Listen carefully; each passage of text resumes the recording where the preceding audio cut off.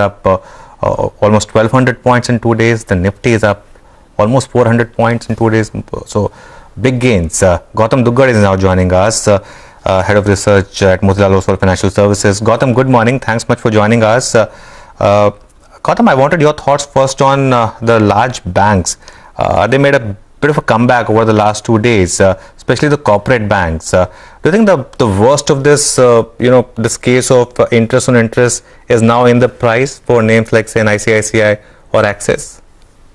Hi Anuj, good morning. Yes, banks, actually the entire financial services index of the Nifty has underperformed in the last 4 or 5 months, and they have lagged the Nifty. In fact, the BFSI, excluding the BFSI, the Nifty had touched or crossed the pre-COVID highs a month or so back, while BFSI index is still down, I think, more than 20% from its pre-COVID levels. There are a host of concerns, Anuj. Interest on interest is just one part. How this whole restructuring will pan out. I remember in our annual global conference a month back, the SBI chairman did mention that they will not have more than 2.5% of restructuring.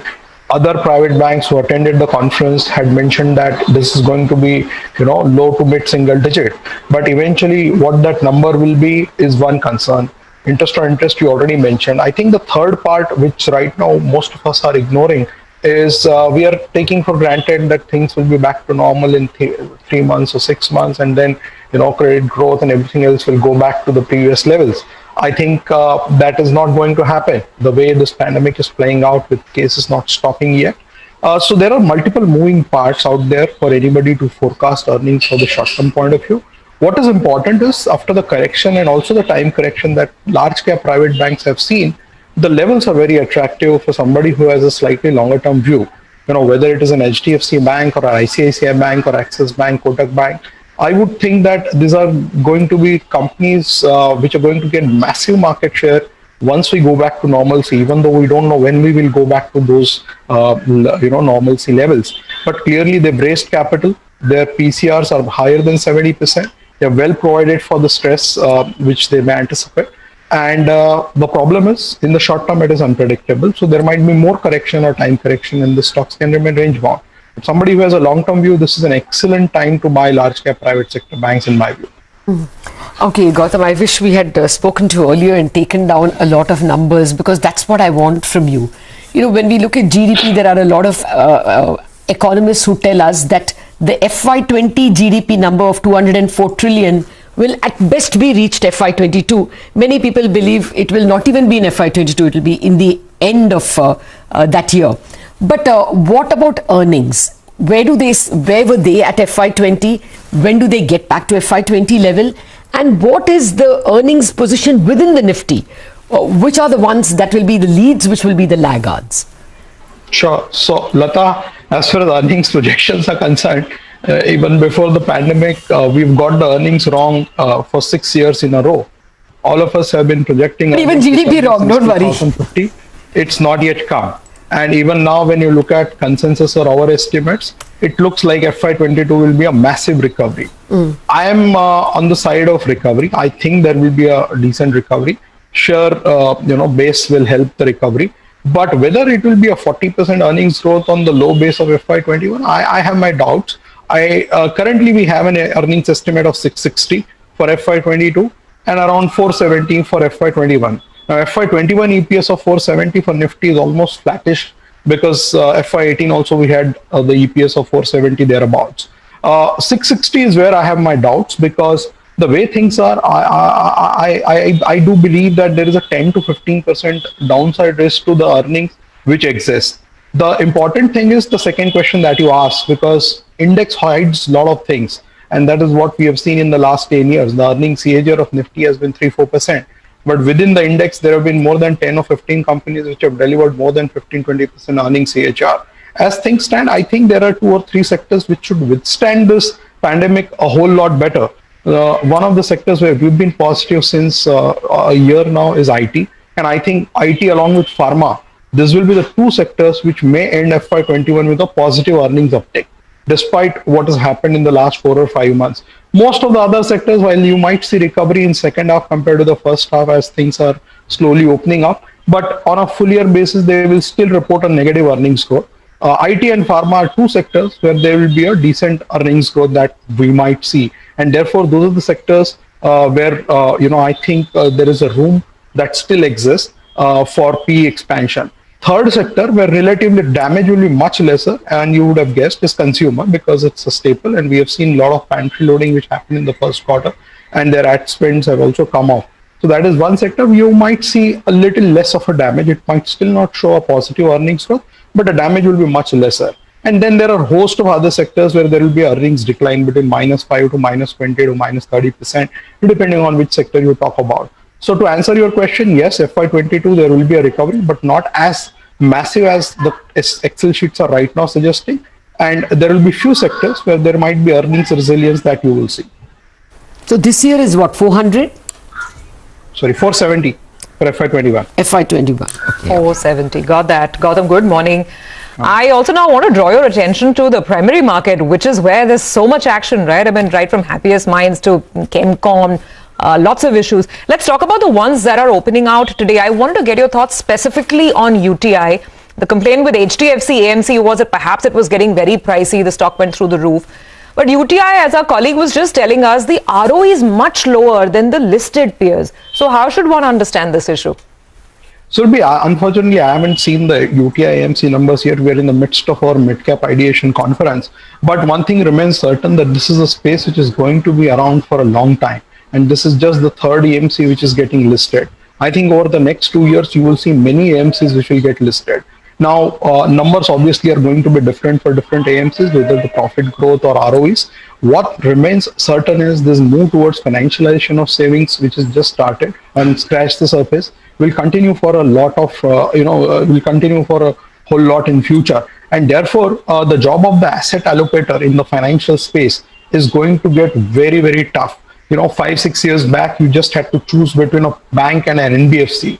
Then 3 years back, we saw a lot of insurance companies getting listed.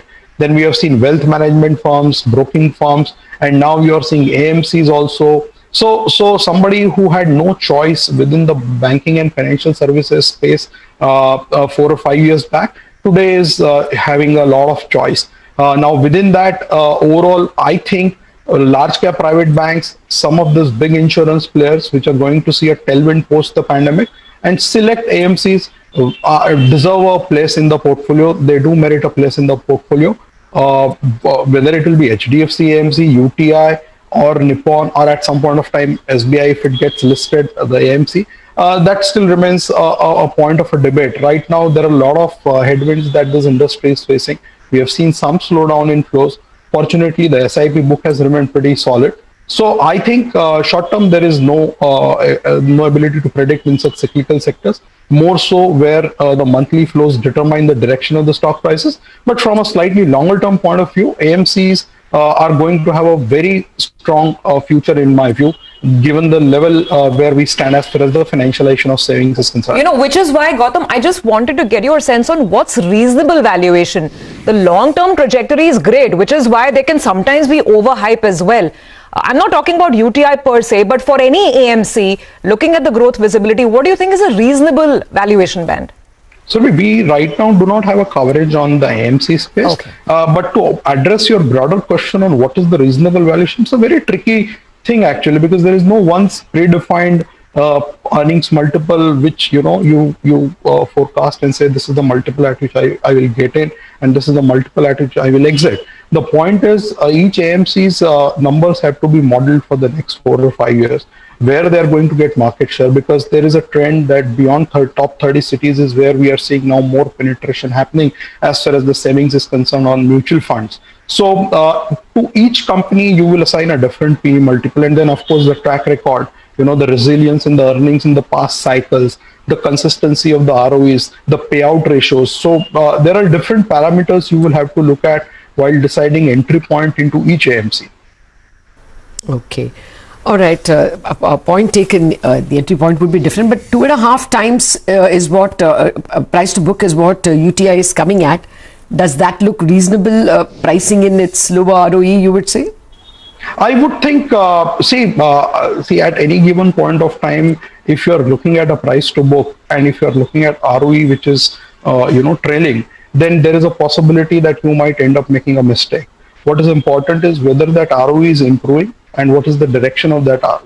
If the direction of that ROE is, on upwards trajectory, and second, more importantly, how is the earnings growth looking like for the next 2-3 years? Because valuations are a combination of growth and return ratios. At any given point of time, if somebody is just fixated on growth without looking at the return ratios, obviously is going to make a mistake. And on the contrary, if return ratios are very high and it is lacking growth, then there is a possibility of a stagnant returns for some point of time. So it has to be a blend of growth and the direction of the return ratios that the company is providing. I would think this is, I would not look at this particular or any particular IPO in a sunrise industry from the point of view of next 1 or 2 years of valuations. I would take a view from a long-term perspective, whether this industry or this particular company can grow for multiple years, and then that will solve a lot of problems as far as entry valuations are concerned. Okay, Gautam, just one quick word on BPCL. Since you track this stock at Motilal Oswal, this whole treasury stake sale is a bit of an overhang on the stock. But how would you approach the stock at 385? See, Anuj, this is a space which has very rarely made money for investors in the last 1 or 2 decades. Now, within the OMCs, if you force me to choose one stock, then my analyst has a positive view on IOCL, purely because of low valuations and dividend yield. But let me also warn you that lower valuations and higher dividend yields in the past has not arrested the derating in any of the stocks. So I will ideally avoid this space because there are far too many moving parts in OMCs. You have to predict crude price, how governments will behave, what will be the taxation levels, and then an added unpredictability of the disinvestment decision. So I will avoid this space, whether it is BPCL or IOCL or HPCL. But if you force me to choose one amongst three, then we have a slightly positive bias towards IOC given the valuation. Okay. Well, Gautam, we now want to speak to you about the unlocked trades. West Bengal is going to open cinemas and Maharashtra is going to allow dining in restaurants. So first, Mangalam is presenting the numbers of the past 2 days, and then we are coming to you for your views. Mangalam. Well, over the last 2 days, we've seen a near 10% rise on both PVR as well as Inox, and that's primarily on account of the unlocked trade playing out. Everyone believes that in Unlock 5, the centre will allow cinemas to open across the country. This time around, it is more real than the previous few times, primarily because they believe that the West Bengal government has presaged what the central government is likely to do and allowed allow cinema halls to open in West Bengal ahead of Puja. More than that, in Maharashtra, the Chief Minister has given a nod for dine-in restaurants to open post-October. So as a result of which we saw a big move in names like specialty restaurants. Why just that? Even Jubilant Foodworks and Westlife Development did well. All the hotels which have a fair chunk of revenue coming in from food and beverages also saw a big move. So the likes of Indian Hotels, EIH also saw a big surge. So, that was one thing that the street was playing out. And as the unlock theme plays out, everyone then starts looking at other options as well, like footwear stocks. We had Bata, Liberty as well as Relaxo move higher. The key questions that we ask, will demand be as much when things open? And secondly, will the increased costs of opening be able to offset, or will the lower demand be able to offset the increased costs of opening up is something that we'll want to know. Okay, we spoke to a restaurateur, Riaz Amlani. Just listening to what it says, this MD and CEO of Impresario Handmade Restaurants, and then we want Gautam's views. Listen. The CM met representatives of the various restaurant and hotel associations, and in which he confirmed that he will be looking at allowing restaurants to open up in Maharashtra in the first week of October.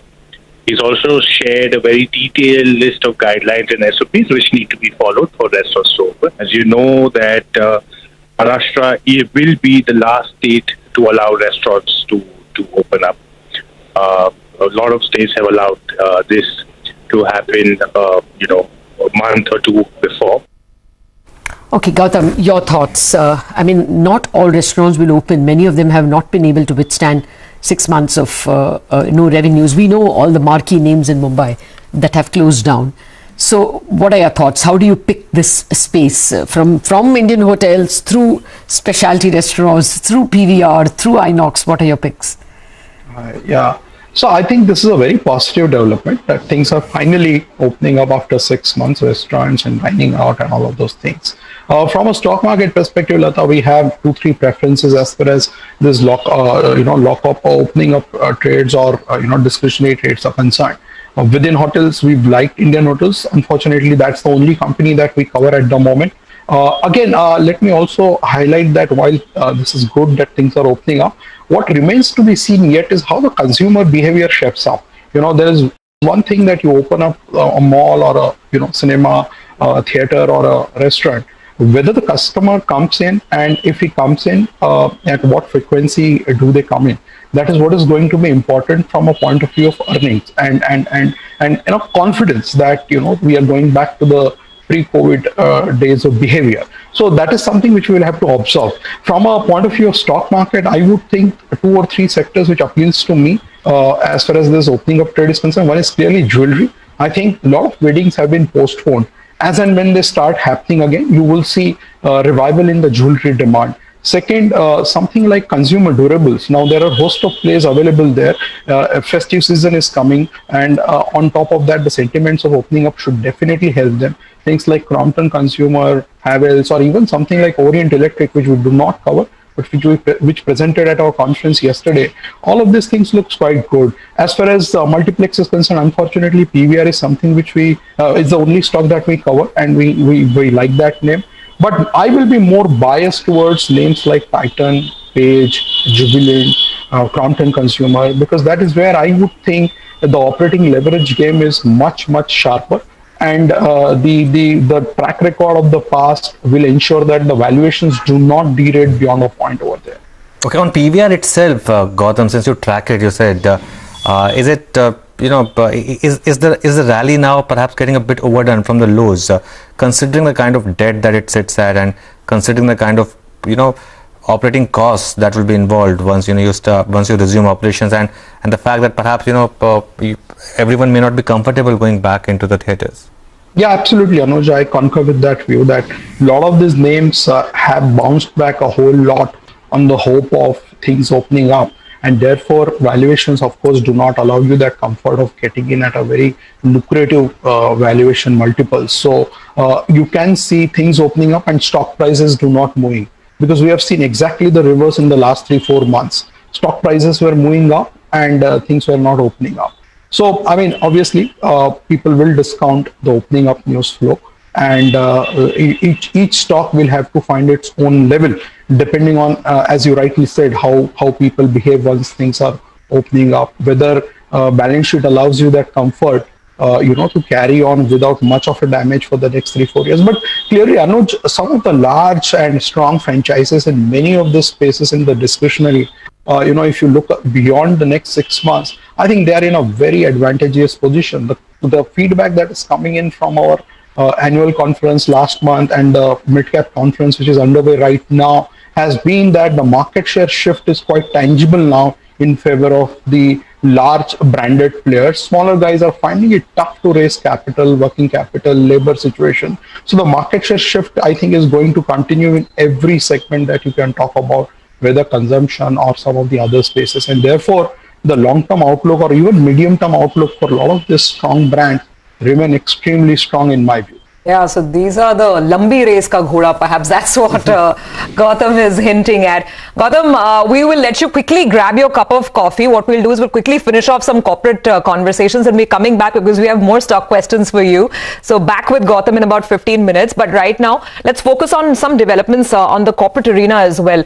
Reports have been suggesting that the price of gas produced in India locally could now start getting pegged to the Japan-Korea Marker Index, which basically means that the prices of local gas could rise instead of fall as per the old formula. To understand this better, we have Mr. P. Lango, MD at HOEC, joining in. Mr. Lango, we know that discussions are underway in New Delhi, but what is your interpretation? If there is a floor that's fixed according to this Japan-Korea marker, will domestic prices rise? Yes, overall, just to understand the whole gas pricing in India, the gas pricing is fixed on $1 per MMBTU basis, that is a million British thermal unit. Roughly a million cubic meters is equivalent to about 36,000 MMBTU. So it's easy for people to relate to. So currently, under the the new pricing formula which the government introduced in November 2014, government picked up a cocktail of gas markets around the world to come up with a formula that will determine the gas prices for essentially what was used to be administered gas pricing mechanism. So when it started in November 2014, the first price was about $5 per MMBTU. Currently, it is about $2.39 per MMBTU. Obviously, this reflects the global oil market and in terms global gas market as well, but predominantly reflecting the gas surplus market. India is not a gas surplus market. We are importing almost 55% of our gas through imported LNG. In this context, we have a very peculiar situation where the domestic gas price is much lower than the imported prices, which makes it not very lucrative for companies to invest in gas field development as such. While oil fields are dominantly determined by the global market, gas investment, particularly in the context of government wanting to improve the share of gas in the energy mix, would require some kind of an incentive to Mr. ensure Lango, are you hearing that they are going to move to the spot price? Are you hearing that this is likely to happen? What we are hearing is clearly, if you've seen, Lata, that both the PSUs, ONGC and Oil India, is losing money on gas business. I think this is something government would like to bring an end to it and also encourage investment. Therefore, some kind of a change is going to happen. What form is really one of the idea being perhaps floated is to introduce what is called a floor price. That will ensure there is a minimum gas price is guaranteed for the domestic producers. If what is being talked about, the Asian imported LNG is used as a floor price, then we are talking about a floor price of anywhere between $3.5 to $4, right? And that this be for this October itself, because they announce every 6 months. So on September 30th, tomorrow, should we expect this formula, or is this for a distant? I don't think it could happen in the next couple of days, but it won't wait for too long also, because I think there is a lot of demand from the industry to completely free the gas pricing. That's the demand from the industry. But the government obviously would look at the other option of from a consumer point of view, particularly from the fertilizer sector point of view. And perhaps this may bring a middle ground where you introduce a floor price as such. Okay, Mr. Lango, it's anybody's guess. Got that. You've explained the dynamics very clearly to us, so thank you for that. Now, for HOEC, I just wanted to ask you, what is the blended realization that you managed to get?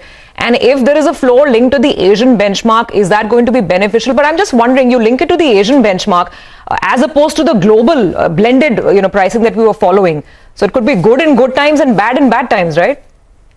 No, this Asian benchmark is being looked at, from what I see from the media report, is as a floor index only, which means the gas price will not go below that floor. Therefore, a floor is, act as a minimum price guaranteed as such. So, if you go by the public information that ONGC had shared, average gas production cost for ONGC is about $3.7 per MMBTU. So, if the government fixes somewhere close to that as a floor, then all prices in the country would ensure that price doesn't fall below that.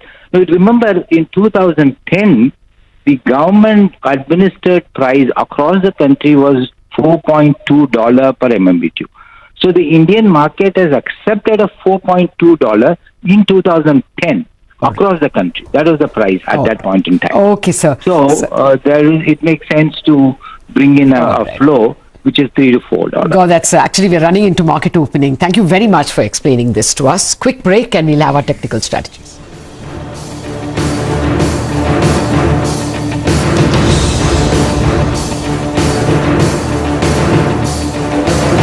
Welcome back. Well, let's get some trading ideas then. The SGX Nifty is now up about 18 points. Ashwani Gujral, Sudarshan Sukhani and Mitesh Thakkar now join us. Good morning.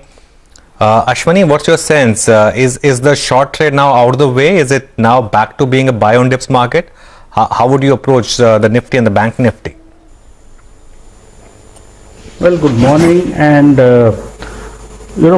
since July, we have done a range of about 10,800 broadly on the downside to about 11,600.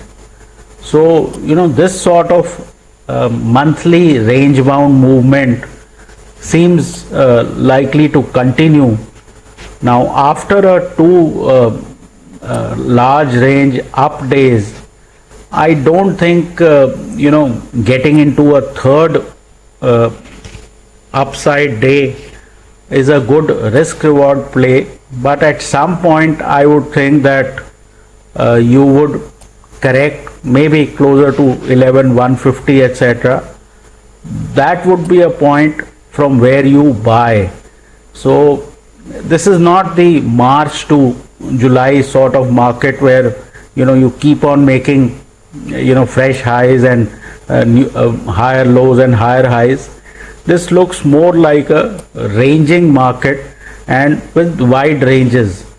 So for the day, if you come for any reason, say drop 100 points, may not be today, maybe tomorrow, then you need to buy, because this 11,260 to about 350 type of zone is full of resistance, and I don't think the market has that sort of energy that it can take this out in a single go. Okay. Sudarshan, good morning. What would be your approach? You get the sense that positionally the markets made some kind of bottom? Good morning, Anuj. Well, the markets have found significant support at 10,800. We can all see that. And the 2 days back-to-back rallies tells us that the buyers have clearly had a stronger edge. So the trade is to be on the long side of the market. Now, I explained that maybe we have a resistance of 150, 200. So yesterday we should buy on a dip. We got that early morning dip, but the market crossed that resistance effortlessly. So now once 11,200 is crossed decisively, there is no overhead resistance till maybe 11,500. Now that doesn't mean we go there, but it means we have to be on the long side because we do not know how much higher we can go. So be on the long side of the market, keep a stop at 11,150 and then just wait. Let's do one thing, we'll take a break. We'll come back with Mitesh's strategies and also stock specific calls from all our experts.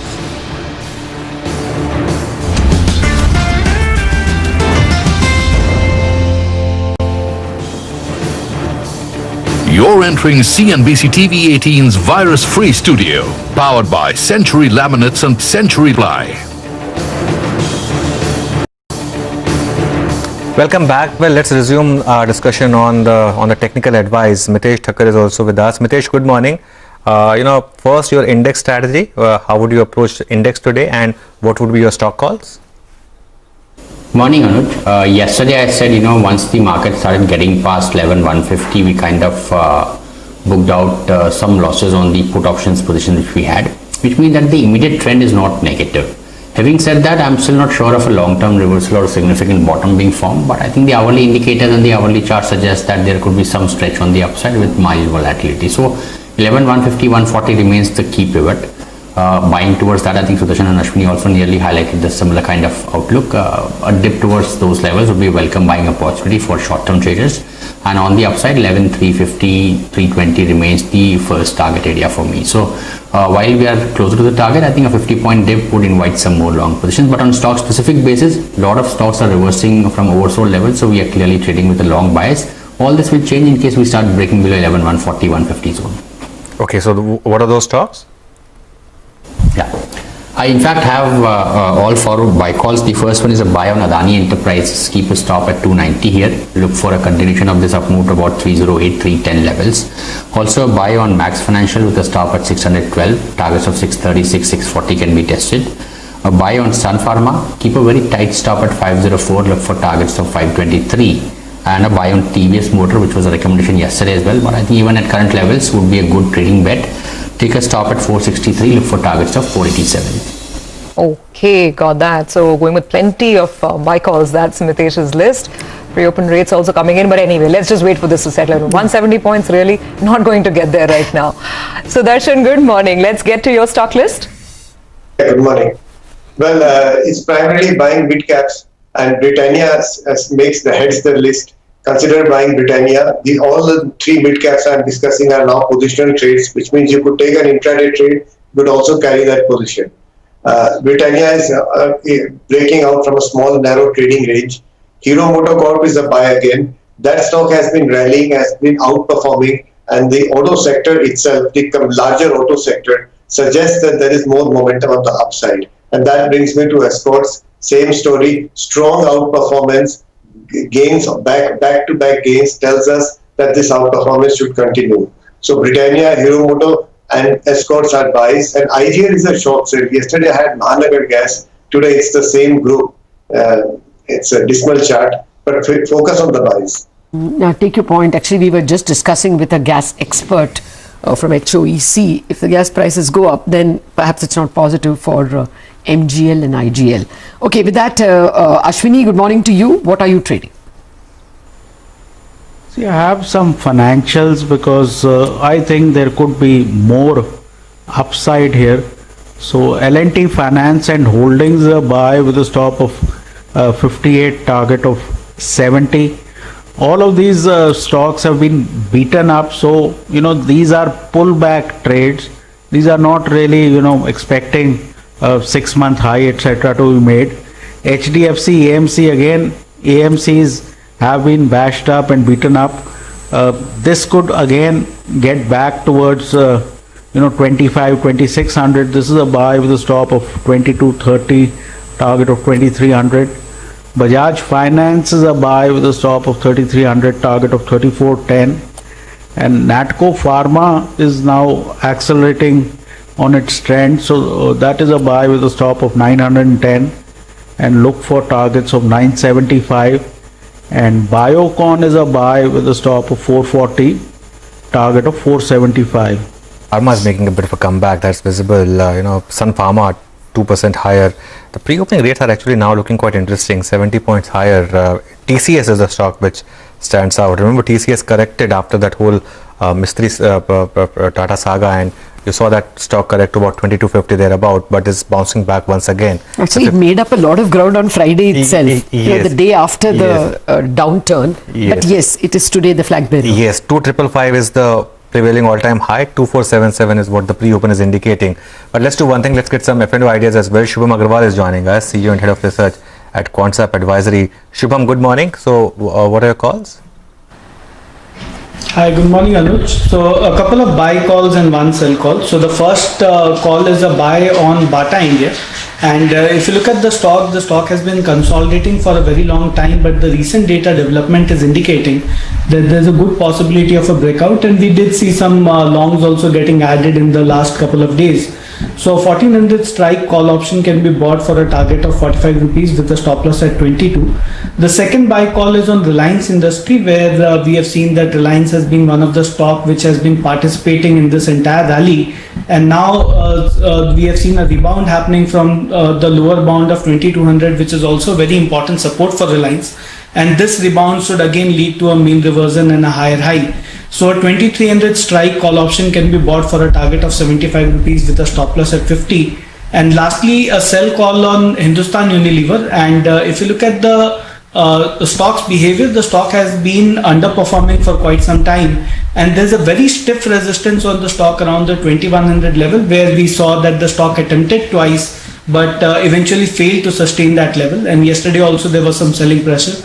So there's a good possibility we might see a swing low getting formed. So a 2000 strike put option can be bought for a target of 50 rupees with a stop loss at 25. Okay, thank you very much, Shubham. Have a great trading day yourself. We still have Gautam Dugad with us. Gautam, now let me come to everyone's favorite, the ITs and the farmers. You just alluded to them when we started our chat. Within the IT space, we've seen a fair amount of ground already covered by most of the IT biggies. Where would you still find value? I mean, Infosys and all, I think they've risen by about 40-50% year to date, and much more from the March lows. Yeah, Lata, they are not as cheap, say, as they were 6 months back. But then this is the only sector amongst the big mainstream sectors where you will see a positive earnings uptick. Second, post-COVID, the whole trend of digital transformation and vendor consolidation is definitely going to help the top 7 IT companies.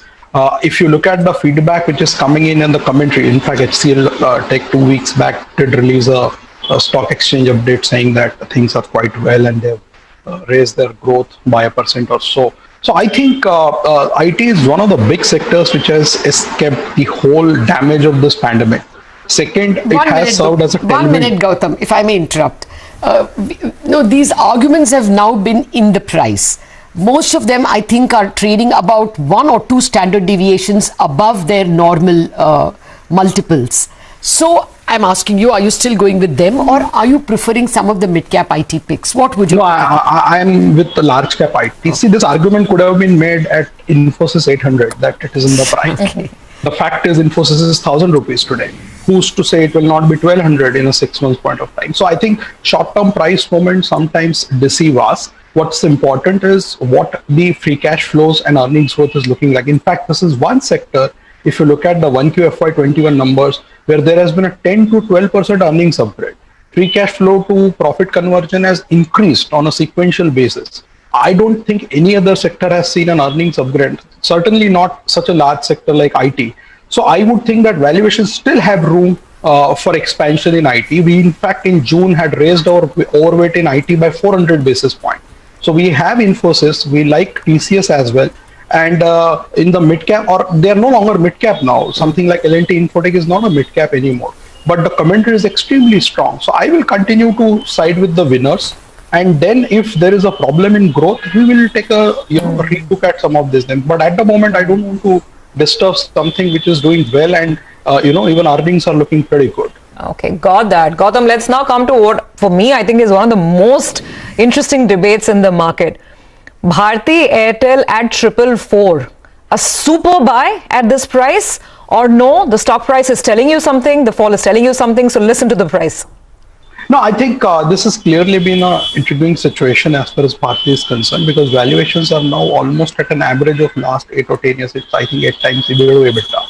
Secondly, if you look at the fundamentals, I am of the view that at some point of time in the next 6 months or 12 months, you have to see a tariff hike, because otherwise, even the largest player in the space will find it difficult to show the EBITDA growth that people are building in their models for the next 2 years.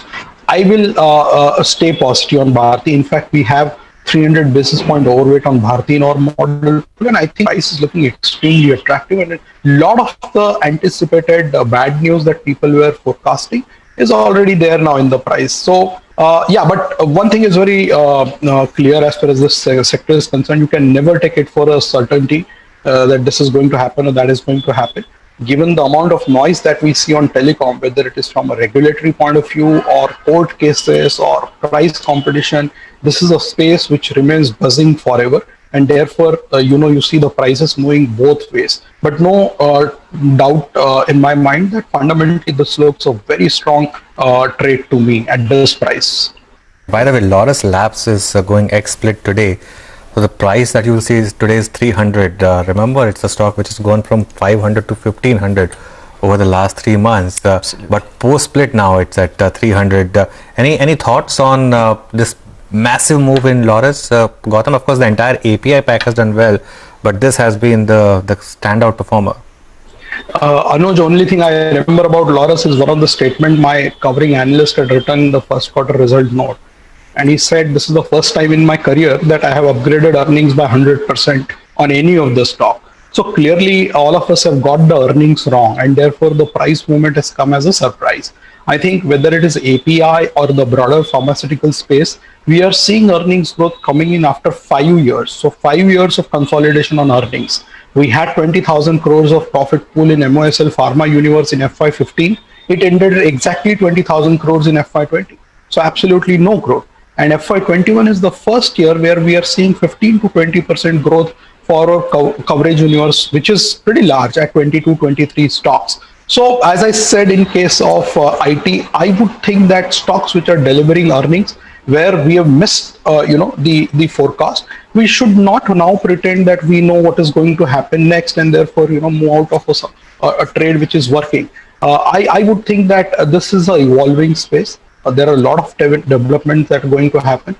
And as always, there are multiple moving parts in this sector because each stock has its own drivers, unlike some of the other more uniform sectors like banks or cement, where the drivers are quite common. In pharmaceutical, every company has a very different playground. So I will stick with it. We have a buy on Laurus. We had, in fact, in line with the earnings upgrade of 100% plus, we had also upgraded the target price. While you can say that from a 12-month point of view, the target price upside looks quite limited, which is always going to be the case in performing sectors, where the next 12 months upside always look low, and sectors which are not performing, there the target upside always looks much higher. So, to summarize, pharma remains for us, it remains a positive space. We, in the large cap, like DVs and Lope, and in the mid cap, our preference is towards LKM, Laurus, some of these names which have been seeing very strong earnings upgrade. I would think that even second quarter FY21 earnings, which are going to come in the next 2 weeks, we'll also see strong performance. Got it, Gautam. Thanks a lot. Appreciate your time. And a very educating conference. Yes, and so many stocks were discussed today. Well, let's take the 9-10 calls.